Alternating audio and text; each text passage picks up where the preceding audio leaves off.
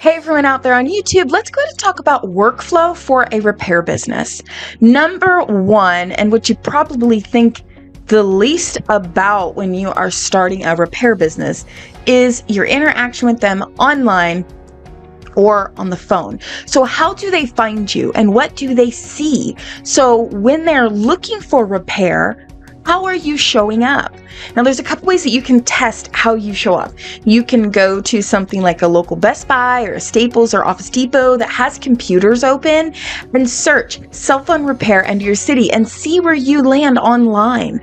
Or ask someone that you work with or that doesn't come to your store, maybe a family member who doesn't look you up, and go into their maps and look up repair and see what comes up and see how you look, what photos show up, right? So sometimes I've gone and done audits on shops online and their maps account shows photos of things that have nothing to do with them.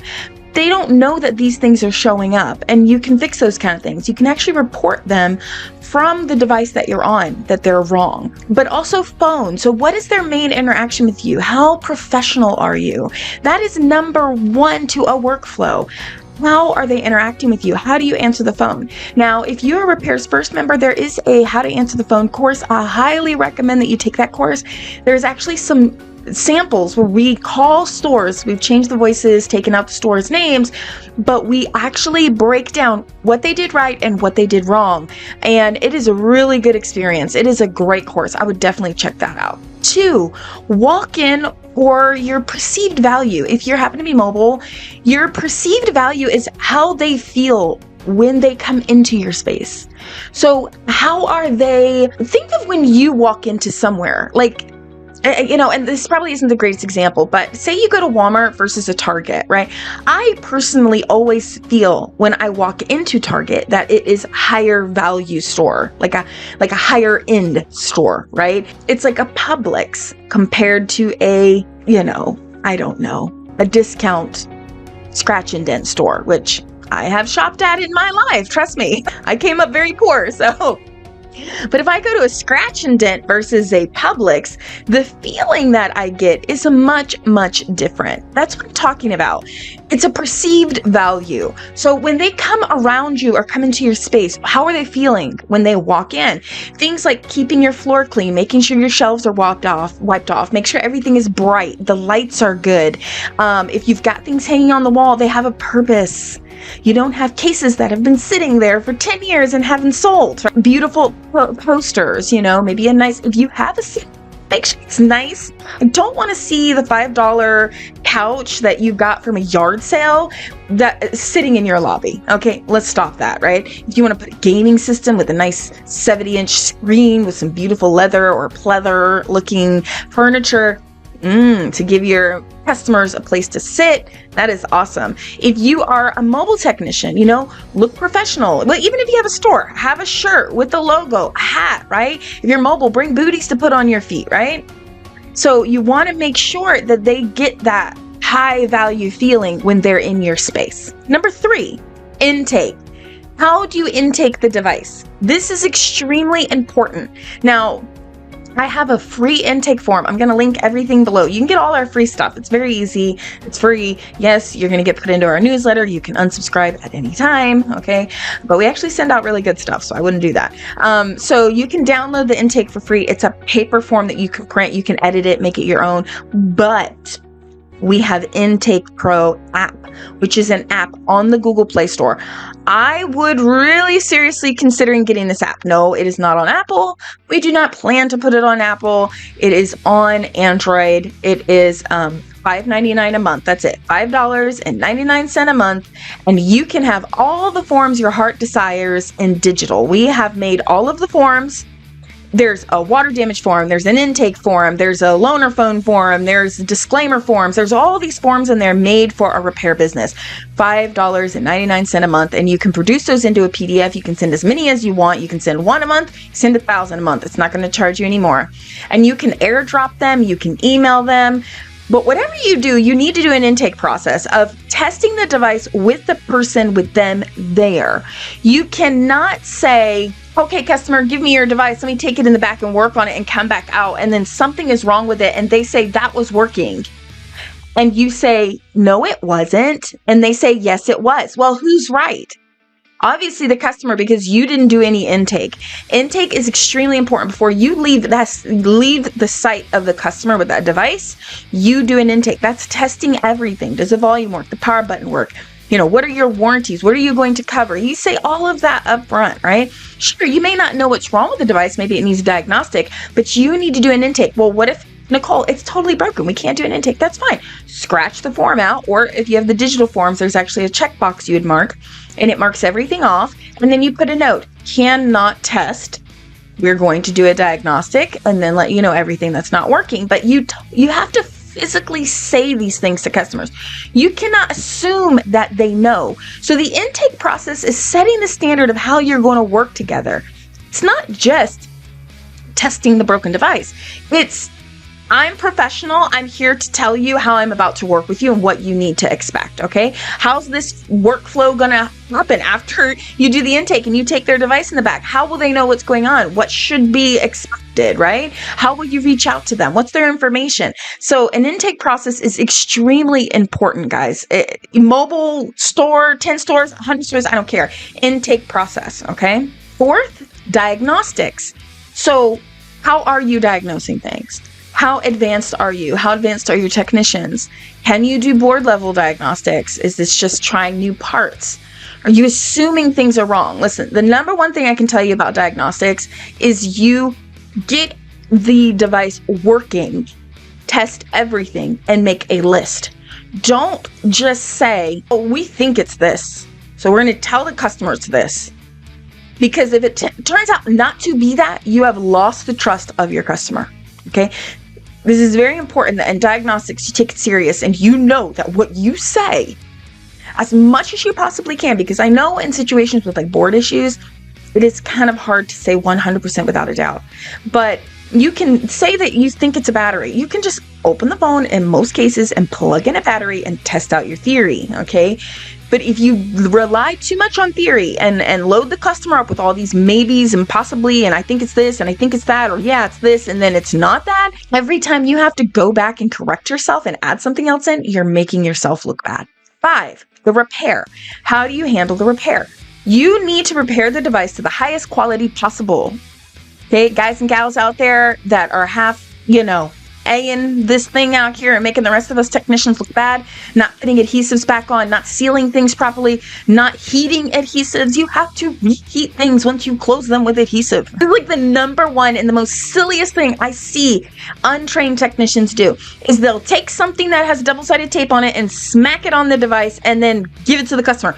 You didn't pressurize it. You didn't reheat the adhesive so then it can create a bond and a cure. You're not using adhesive primer. Guys, get it together. Okay, you need to repair at a high quality. Okay, so look for the adhesive, look up some content if you're not sure if you're repairing right, or become an RFA member and get all of the CellBotics content and repair to a WISE standard. Yes, there's different opinions about WISE, I get it, but they are repairing to a high standard. You want to repair as much possible to return the device to the OEM standards as you can. Okay, that should be your goal.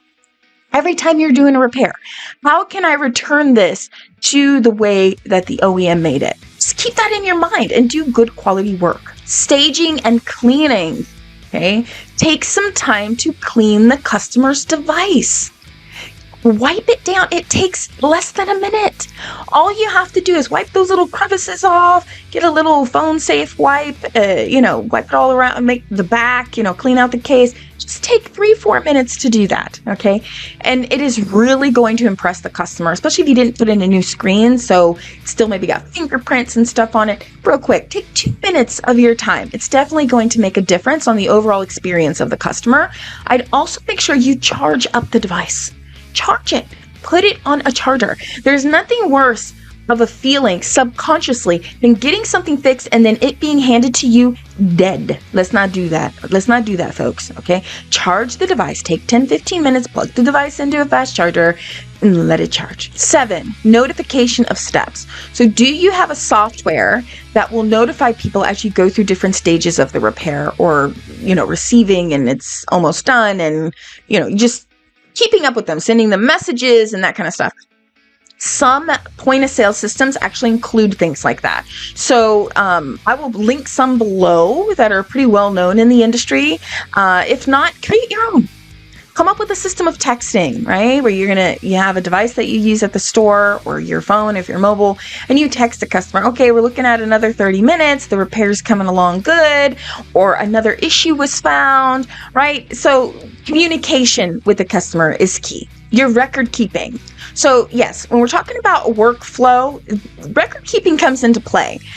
You have to keep good records, not only for your customer to come back for a warranty or something like that, but for the IRS and taxes. You are not exempt, okay? You need to keep copies of your sales and your the work you're doing, your receipts, that kind of thing. So then you can properly file taxes.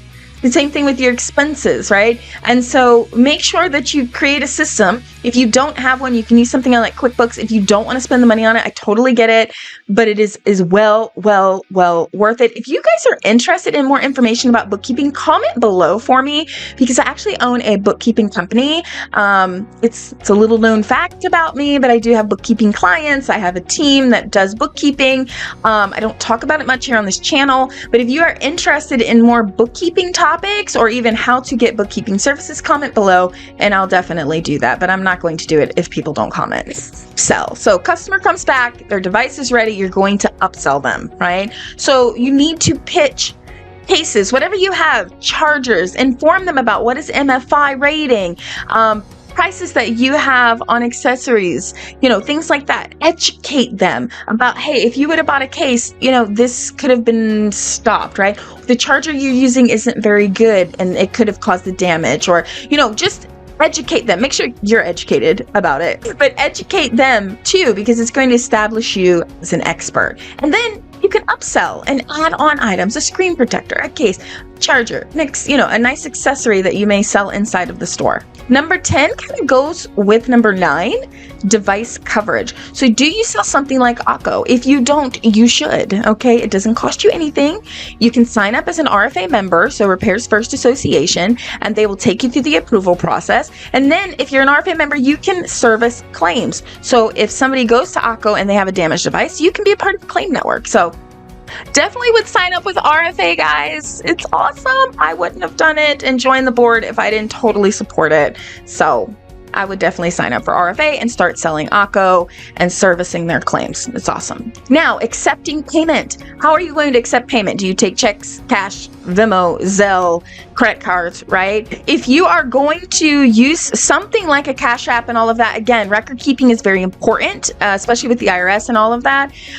You can use a credit card processor. You can use something like a PayPal setup, but you need to be able to take credit cards. Okay, guys? I mean, not a lot of people have cash these days. Checks, I don't know. I think this is a bad idea. But if you're in a small town like I am, some people actually do pay with checks. I don't get it. We're in December 2023 and we're still using checks. It's okay. It's your prerogative, but we need to have a card in hand to pay for things. So you need to be able to accept credit card. You can go to Walmart and get a credit card little swiper if you are mobile and this is new to you. You don't have to overthink this, okay?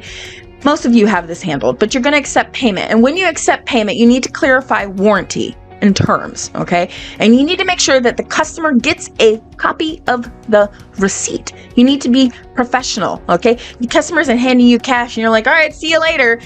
We're not that. We want to be a legitimate business. And lastly, follow up. You need to follow up with the customer. And I know that's scary because you're like, oh boy, I don't want to hear any complaints. I get it.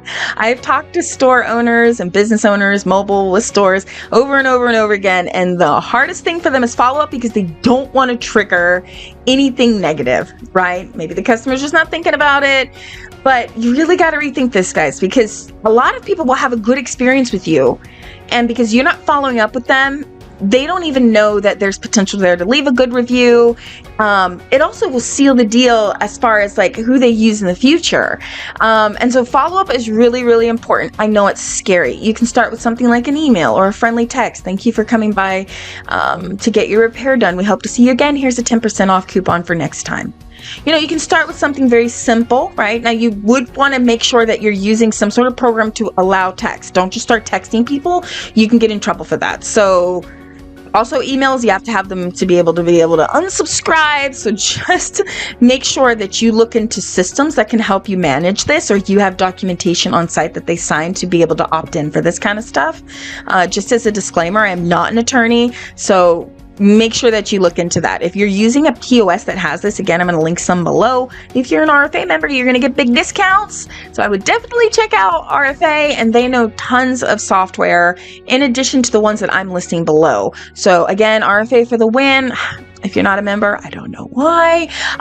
So yeah, I hope you guys, this is really helpful, and subscribe, and I'll see you in the next video.